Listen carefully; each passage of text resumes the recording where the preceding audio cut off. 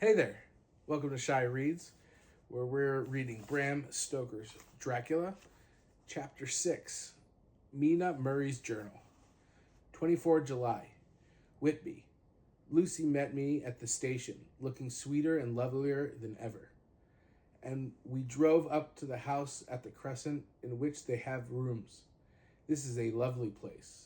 The little river, the Esk, runs through a deep valley, which broadens out as it comes near the harbor. A great viaduct runs across with high piers, through which the view seems somehow further away than it really is. The valley is beautifully green, and it is so steep that when you are on a high land on either side, you look right across it, unless you are near enough to see down. The houses of the old town, the side away from us, are all red roofed and seem piled up one over the other. Anyhow, like the pictures we saw of Nuremberg, right over the town in the ruin of Whitby Abbey, which was sacked by the Danes, and which is the scene of part of Marmoyne, where the girl was built up in the wall. It is a most noble ruin of immense size and full of beautiful and romantic bits. There is a legend that a white lady is seen in one of the windows. Between it and the town, there is another, the nicest spot in Whitby, for it lies right over the town and has a full view of the harbor and all up the bay, and where the headland called Kettleness stretches out into the sea. It descends so steeply over the harbor that part of the bank has fallen away and some of the graves have been destroyed. In one place, part of the stonework of the graves stretches out over the sandy pathway far below. There are walks with seats beside them through the churchyard, and people go and sit there all day long, looking at the beautiful view and enjoying the breeze. I shall come and sit here very often myself and work. Indeed, I am writing now with my book on my knee and listening to the talk of three old men who are sitting beside me. They seem to do nothing all day but sit up here and talk. The harbor lies below me, with, on the far side, one long granite wall stretching out into the sea, with a curve outwards at the end of it, in the middle of which is a lighthouse. A heavy sea wall runs outside of it. On the near side, the sea wall makes an elbow crooked inversely, and its end too has a lighthouse. Between the two piers, there is a narrow opening into the harbor, which then suddenly widens. It is nice at high water, but when the tide is out in shoals, away to nothing, and there is merely the stream of the Esk, running between banks of sand with rocks here and there. Outside the harbor on this side, there rises for about half a mile a great reef, the sharp edge of which runs straight out from behind the south lighthouse. At the end of it is a buoy with a bell, which swings in bad weather and sends in a mournful sound on the wind. They have a legend here that when a ship is lost, bells are heard out at sea. I must ask the old man about this. He is coming this way. He's a funny old man. He must be awfully old, for his face is all gnarled and twisted like the bark of a tree. He tells me that he is nearly 100 and that he was a sailor in the Greenland fishing fleet when Waterloo was fought. He is, I am afraid, a very skeptical person, for when I asked him about the bells at sea and the White Lady at the Abbey, he said very brusquely, "I wouldn't fash massel. And them, miss, them things be all wore out. Mind, I don't say that they never was, but I do say that they wasn't in my time. They be all very well for combers and trippers and the like, but not for a nice young lady like you. Them feet folks from York and Leeds that be always eating curd herring and drinking tea and looking out to buy cheap jet would creed aught. I wonder, Mazel, who'd be bothering telling lies to them? Even the newspapers, which is full of fool talk. I thought he would be a good person to learn interesting things from, so I asked him if he would mind telling me something about the whale fishing in old days. He was just settling himself to begin when the clock struck 6, whereupon he labored to get up and said, I must gang greenwards home now, miss. My granddaughter doesn't like me to be kept waiting when the tea is ready, for it takes me time to cram upon the grease, for there be a many of 'em. And, miss, I lack belly timber sarely by the clock. He hobbled away, and I could see him hurrying as well as he could down the steps. The steps are a great feature on this place. They lead from the town up to the church. There are hundreds of them. I do not know how many, and they wind up in a delicate curve. The slope is so gentle that a horse could easily walk up and down them.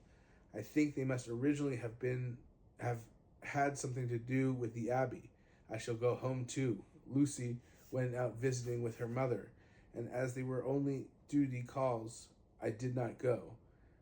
They will be home by this. 1 August. I came up here an hour ago with Lucy, and we had a most interesting talk with my old friend and 2 others who always come and join. He is evidently the Sir Oracle of them, and I should think must have been in his time a most dictatorial person. He will not admit anything and downfaces everybody. If he can't out-argue them, he bullies them, and then takes their silence for agreement with his views. Lucy was looking sweetly pretty in her white lawn frock. She has gotten a beautiful color since she has been here. I noticed that the old men did not lose any time in coming up and sitting near her when we sat down. She is so sweet with old people. I think they all fell in love with her on the spot. Even my old man succumbed and did not contradict her, but gave me double share instead. I got him on the subject of legends, and he went off at once in a sort of sermon. I must try to remember it and put it down. It be all fool talk, lock, stock, and barrel. That's what it be, and no it else. These bands on wafts and boghosts on bargettes and boggles, and all in them in only fit to be set barons on dizzy women, a balderin. They be know it but air bubbles. They end all grims on signs, warnings, be all invented by persons and ilsome bilk bodies on railway touters to skier on Scunner Halflin, and to get folks to do something that don't other inclined to. It makes me earful to think of them. Why, it's them that, not content with printing lies on paper and preaching them out of the pulpits, does not went to be cutting them on tombstones. Look here, all around you, in what art ye will, all them steens holding up their heads as well as they can out of their pride. Is a cant simply tumbling down with the weight o' the lies wrote on them? Here lies the body, or sacred to the memory, wrote on all of them, and yet in nigh half of them were beaten no bodies at all, and the memories of them beaten cared a pinch of snuff about it, much less sacred. Lies, all of them, nothing but lies, of one kind or another. My God, but it'll be a square scoundrement on the day of judgment when they come tumbling up in their death sarks, all joped together and trying to drag their tombstones with them to prove how good they was. Some of them trembling and dithering with their hands that dozened and slippy from lying in the sea, and they can't even keep their group of them. I could see from the fellow's self-satisfied air and the way in which he looked round for the approval of his cronies that he was showing off. So I put in a word to keep him going. "Oh, Mr. Swales, you can't be serious. Surely these tombstones are not all wrong." "Yablins. There may be a poorish few not wrong, savin' where they make out the people too good. For there be folk that do think a bulbul be like the sea, if only it be their own. The whole thing be only lies. Now look you here. You come here a stranger, and you see the Kirkgarth." I nodded I thought it'd be better to assent, though I did not quite understand his dialect. I knew it had something to do with the church. He went on, "And you can say that all these steens be a boon folk that be happened here, snog and snog." I assented again. "Then that be just where the lie comes in. Why, there be scores of these lay beds that be tomb as old Dunn's box on Friday night." He nudged one of his companions, and they all laughed. "And my God, how could they be otherwise? Look at that one, the aftest abaft the beer bank. Read it." I went over and read. "Edward Spenslag, master mariner, murdered by pirates off the coast of the Andres, April 1854, at 30. When I came back," Mr. Swales went on. "Who brought him home, I wonder, to hap him here? Murdered off the coast of Andres, and you consented his body lay under? Why, I could name ye a dozen whose bones lie in the Greenland seas above," he pointed northwards, "or where the currents may have drifted them. There be the steams around ye. Ye can with your young eyes read the small print of the lies from here.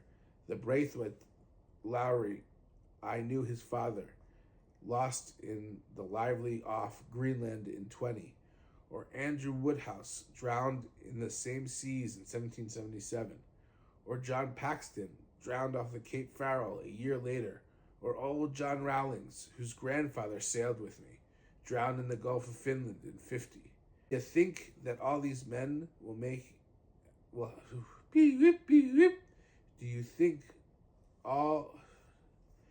Do you think that all these men will have to make a rush to Whitby when the trumpet sounds? I have me anthems aboot it. I tell ye that when they got here they'd be jobbling and jostling one another that way that it would be like a fight up on the ice in the old days, when we'd at one another from daylight to dark and trying to tie up our cuts by the light of the aurora borealis. This was evidently local pleasantry, for the old man cackled over it, and his cronies joined in with gusto. But I said, surely you are not quite correct, for you start on the assumption that all these poor people or their spirits will have to take their tombstones with them to the day of judgment. Do you think that they will be really necessary? Well, what else be they tombstones for? Answer me that, miss. To please their relatives, I suppose. To please their relatives, you suppose? This, he said with intense scorn. How will it pleasure their relatives to know that their lies is wrote over them, and that everybody in the place knows that they be lies? He pointed to the stone at our feet, which had been laid down as a slab on which the seat was rested, close to the edge of the cliff. Read the lies on that threfstein. he said. The letters were upside down to me from where I sat, but Lucy was more opposite to them, so she leant over and read. Sacred to the memory of George Cannon, who died in the hope of a glorious resurrection on July 29th, 1873, falling from the rocks of Kettleness. This tomb was erected by his sorrowing mother to her dearly beloved son. He was the only son of his mother, and she was a widow. Really, Mr. Swells, I don't see anything very funny in that. She spoke her comment very gravely and somewhat severely. You don't see aught funny, ha. But that's because you don't gone. The sorrowing mother was a hellcat and hated him because he was a cracked, a regular lamenter.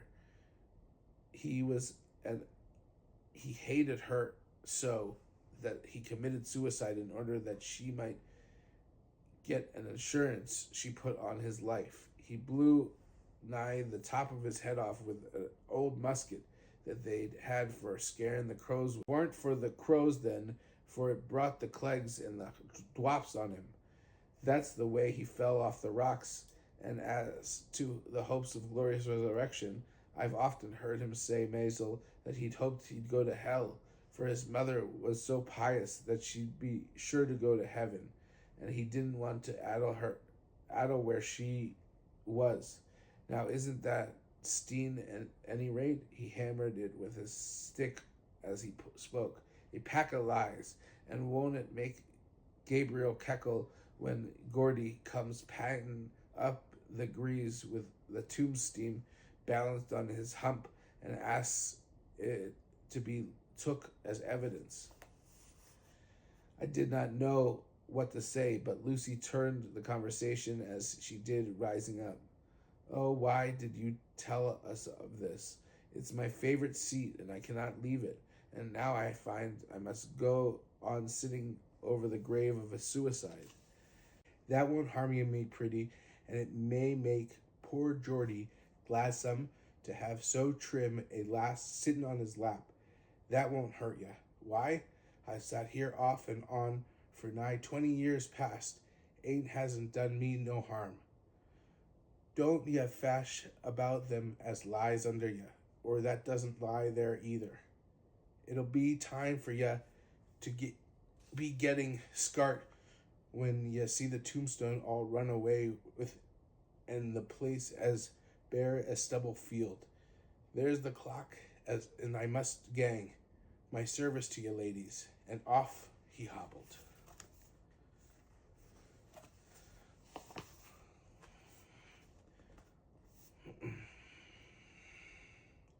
Lucy and I sat a while, and it was all so beautiful before us that we took hands as we sat, and she told me all over again about Arthur and their coming marriage. That made me just a little heartsick, for I haven't heard from Jonathan for a whole month. The same day, I came up here alone, for I'm very sad. There was no letter for me. I hope there cannot be anything that matter with Jonathan. The clock was just struck 9. I see the lights scattered all over the town, sometimes in rows where the streets are, and sometimes singly. They run right up the Esk and die away in the curve of the valley. To my left, the view is cut off by black lined roof of the old house next to the abbey. The sheep and lambs are bleating in the fields away behind me, and there is a clatter of a donkey's hoofs up the paved road below. The band on the pier is playing a harsh waltz in good time, and further along the quay there is a Salvation Army meeting in a back street. Neither the bands hears the other, but up here I hear and see them both. I wonder where Jonathan is, and if he is thinking of me. I wish he were here. Dr. Seward's diary, 5 June. The case of Renfield grows more interesting the more I get to understand the man. He has certain qualities, very largely developed selfishness, secrecy, and purpose. I wish I could get at what is the object of the latter. He seems to have some settled scheme of his own, but what it is I do not know. His redeeming quality is love of animals, though indeed he has such a curious turns in it that I sometimes imagine he is only abnormally cruel. His pets are of odd sorts. Just now his hobby is catching flies.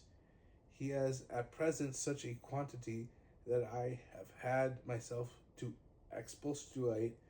To my astonishment, he did not break out into a fury, as I expected, but took the matter simply seriousness. He thought for a moment and then said, "May I have 3 days? I shall clear them away." Of course, I said that would do. I must watch him. 18 May. He turned his mind now to spiders and has got several very big fellows in a box. He keeps feeding them with his flies, and the number of the latter is becoming sensibly diminished, although he has used half his food in attracting more flies from outside to his room. 1 July. His spiders are now becoming a great nuisance as his flies, and today I told him that he must get rid of them. He looked very sad at this, so I said that he must clear out some of them at all events. He cheerfully acquiesced in this, and I gave him the same time as before for reduction. He disgusted me much while with him, for when a horrid blowfly, bloated with some carrion food, buzzed into the room, he caught it, held it exultantly for a few moments between his finger and thumb, and before I knew what he was going to do, put it in his mouth and ate it. I scolded him for it, but he argued quietly that it was very good and very wholesome, that it was life, strong life, and gave life to him. This gave me an idea, or the rudiment of one. I must watch how he gets rid of his spiders. He has evidently some deep problem in his mind, and he keeps a little notebook in which he always jotting down something. Whole pages of it are filled with masses of figures, generally single numbers, added up in batches, and then the totals added in batches again, as though he were focusing some account, as the auditors put it. 8 July. There is a method in his madness, and the rudimentary idea in my mind is growing. It will be a whole idea soon, and then, oh, unconscious cerebration. You will have to give the wall to your conscious brother. I kept away from my friend for a few days so that I might notice if there was any change. Things remain as they were, except that he has parted with some of his pets and got a new one. He has managed to get a sparrow and has already partially tamed it. His means of taming it simple, for already the spiders have diminished. Those that do remain, however, are well fed, for he still brings in the flies by tempting them with his food. 19 July. We are progressing. My friend has now a whole colony of sparrows, and his flies and spiders are almost obliterated. When I came in, he ran to me and said he wanted to ask me a great favor, a very great favor. And as he spoke, he fawned on me like a dog. I asked him what it was, and then he said, with a sort of rapture in his voice and bearing, "A kitten, a nice little, sleek, playful kitten that I can play with and teach and feed and feed and feed." I was not unprepared for this request, for I had noticed now his pets went on increasing in size and vivacity. But I did not care that his pretty family of tame sparrows should be wiped out in the same manner as the flies and the spiders. So I said I would see about it, and asked him if he would not rather have a cat than a kitten. His eagerness betrayed him as he answered, "Oh yes, I would like a cat. I only asked for a kitten lest you should refuse me a cat. No one would refuse me a kitten, would they?" I shook my head and said that at present I feared it would be not possible, but that I would see about it. His face fell, and I could see a warning of danger in it, for there was a sudden fierce sidelong look which meant killing. The man is an undeveloped homicidal maniac. I shall test him with this present craving and see how it will work when then I shall know more. 10 p.m. I visited him again and found him sitting in a corner brooding.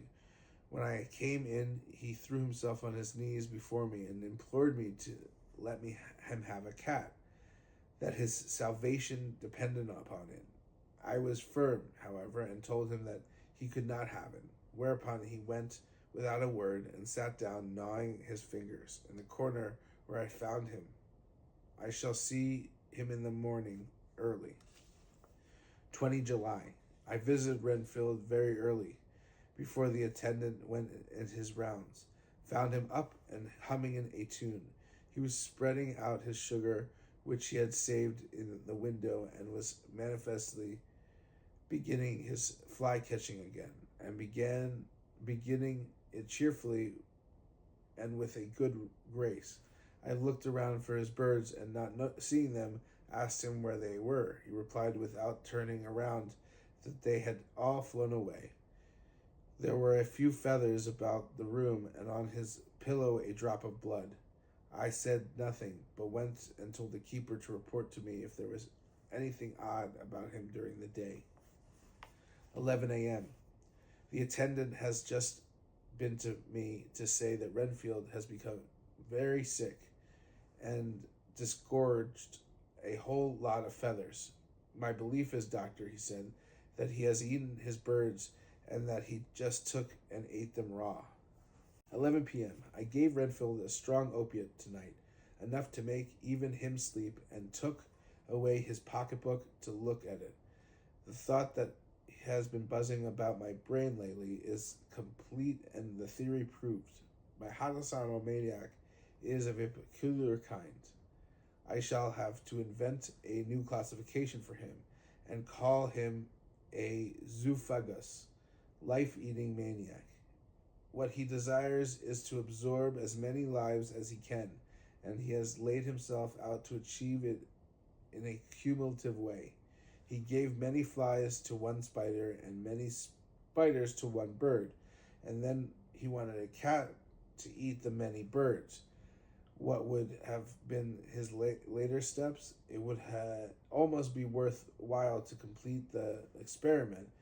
It might be done if there were only a sufficient cause. Men sneered at vivisection, and yet look at the results today.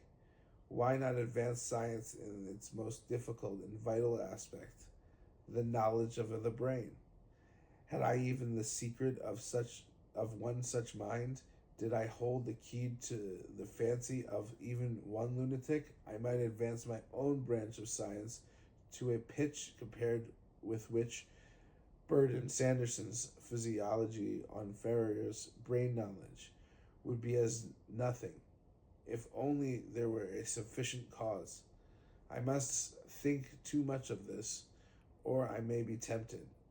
A good cause might turn the scale with me, for may not I too be of an exceptional brain, congenitally? How well the man-reasoned lunatics always do within their own scope. I wonder at how many lives he values a man, or if at only one. He has closed the account most accurately, and today begun a new record. How many of us begin a new record with each day of our lives? To me it seems only yesterday that the whole life ended with my new hope, and that truly I began a new record. So it will be until the great recorder sums me up and closes my ledger account with a balance of profit or loss. Oh, Lucy, Lucy, I cannot be angry with you, nor can I be angry with my friend whose happiness is yours. But I must only wait on hopeless and work. If I only could have strong a cause as my poor mad friend there, a good unselfish cause to make me work, that would be indeed happiness. Mina Murray's journal, 26 July. I am anxious, and it soothes me to express myself here. It is like whispering to oneself and listening at the same time. And there's also something about the shorthand symbols that make it different from writing.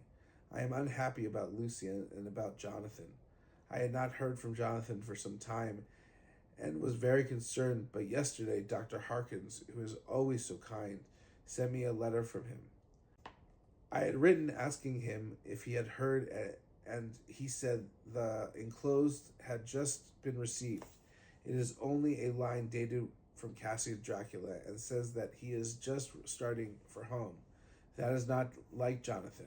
I do not understand, and it makes me uneasy. Then, too, Lucy, although she is so well, has lately taken to her old habit of walking in her sleep. Her mother has spoken to me about it, and we have decided that I am to lock the door of our room every night. Mrs. Westenra has got an idea that sleepwalkers always go out on roofs of houses and along the edges of cliffs, and then get suddenly awakened and fall over with despairing cry echoes all over the place. Poor dear, she is naturally anxious about Lucy, and she tells me that her husband, Lucy's father, had the same habit, that he would get up in the night, dress himself, and go out if he were not stopped. Lucy is to be married in autumn, and she is already planning out her dresses and how her house is to be arranged. I sympathize with her, for I do the same, only Jonathan and I will start in life in a very simple way, and shall have to try to make both ends meet. Mr. Holmwood, he is the Honorable Arthur Holmwood, only son of Lord Godalming, is coming up here very shortly, as soon as he can leave town, for his father is not very well, and I think dear Lucy is counting the moments till he comes. She wants to take him up to the seat on the churchyard cliff and show him the beauty of Whitby. I dare say it is the waiting which disturbs her. She will be all right when he arrives. 27 July. No news from Jonathan. I am getting quite uneasy about him, though why I should I do not know. But I do wish that he would write. If it were only a single line. Lucy walks more than ever, and each night I am awakened by her moving about the room. Fortunately, the weather is so hot that he cannot get cold, but still the anxious and the perpetually being wakened is the beginning to tell on me. I am getting nervous and wakeful myself. Thank God Lucy's health keeps up. Mr. Holmwood has been suddenly called to ring to see his father, who has been taken seriously ill. Lucy frets at the postponement of seeing him, but it does not touch her looks. She is a trifle stouter, and her cheeks are lovely rose pink. She has lost that anemic look which she has had. I pray it will all last. 3 August. Another week gone, and no news from Jonathan, not even to Mr. Hawkins, from whom I have heard. Oh, I do hope he is not ill. He surely would have written. I look at the last letter of his, but somehow it does not satisfy me. It does not read like him, and yet it is his writing. There is no mistake of it. Lucy has not walked much in her sleep the last week, but there is an odd concentration about her which I do not understand. Even in her sleep she seems to be watching me. She tries the door, and finding it locked, goes about the room searching for the key. 6 August. Another 3 days and no news. This suspense is getting dreadful. If I only knew where to write. 6 August. Another 3 days and no news. The suspense is getting dreadful. If I only knew where to write to or where to go to, I should feel easier, but no one has heard a word from Jonathan since that last letter. I must only pray to God for patience. Lucy is more excitable than ever, but is otherwise well. Last night was very threatening, and the fishermen say that we are in for a storm. I must try to watch it and learn the weather signs. Today is a great day, and the sun, as I write it, is hidden in thick clouds, high over Kettleness. Everything is gray, except the green grass, which seems like emerald amongst it. Gray earthy rock, gray clouds tinged with the sunburst at the far edge hang over the gray sea, into which the sand points stretch like gray fingers. The sea is tumbling in over the shallows, and the sandy flats with a roar, muffled in the sea mist drifting inland.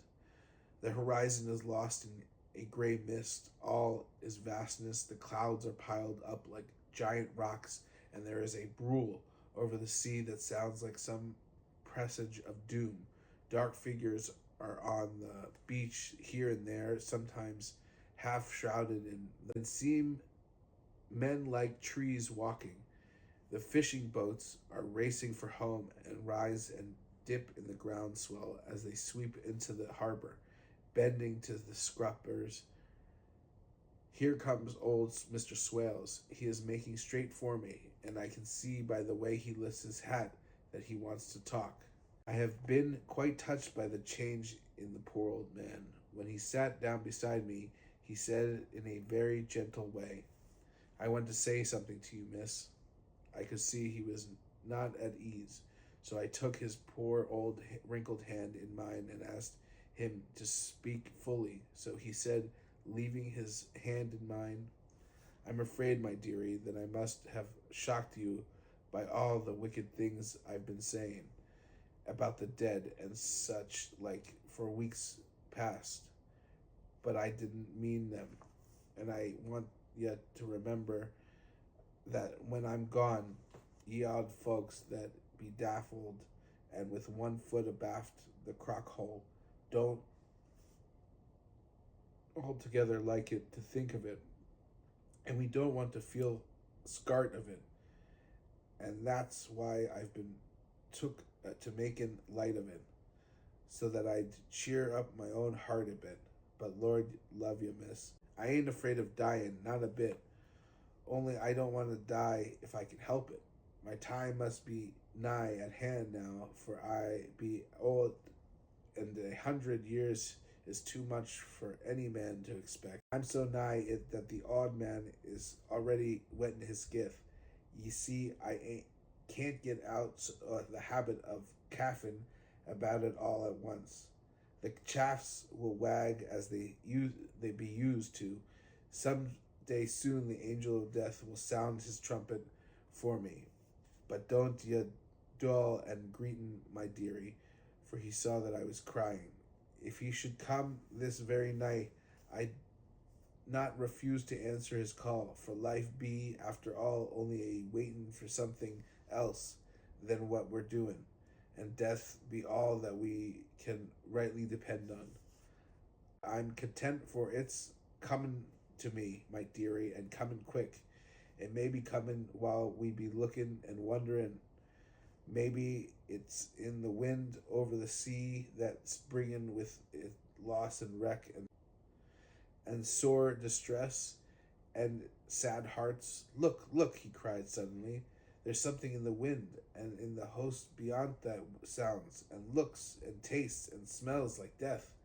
It's in the air. I feel it coming. Lord, make me answer cheerful when my call comes. He held up his arms devoutly and raised his hat.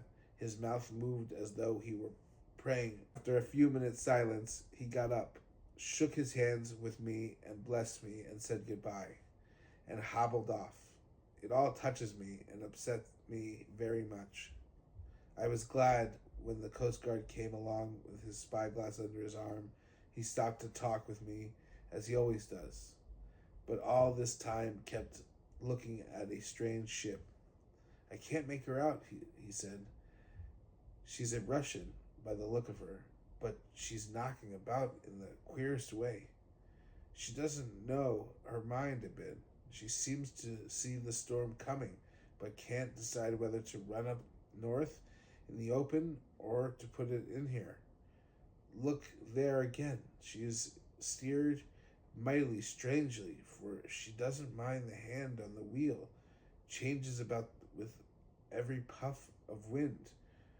We'll hear more of her before this time tomorrow.